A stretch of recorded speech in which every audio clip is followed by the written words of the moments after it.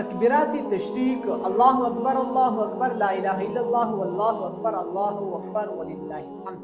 دا حضرت ابراهیم علیه السلام چې کله خپل بچی ذبح کولو فورا جبرئیل علیه السلام راغی.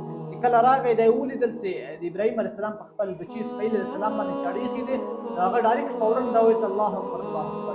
ابراهیم علیه السلام چې کله سر پورته کړ هغه هم وویل چې لا اله الا الله والله اکبر.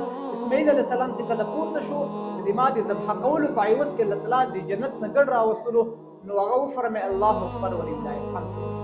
دغه د ابراهیم علیه السلام دغه سخت امتحان د هر لمحه الله تعالی ته دومره خوښه شوه تر قیامت ورځې پورې مسلمانانو باندې لازم او واجب وګرځوله. نو دغه تکبیرات تشریق په هر مسلمان باندې واجب دي، که هغه نر وي او که ښځې وي، که هغه مسافر وي او که هغه مقیم وي، که هغه مقتدي وي او که هغه امام وي، که هغه ځان ته لمونځ کوي او که هغه جمع سره لمونځ کوي، په ټولو باندې واجب دی. او دغه د کومې ورځې نه شروع کېږي؟ دا د 9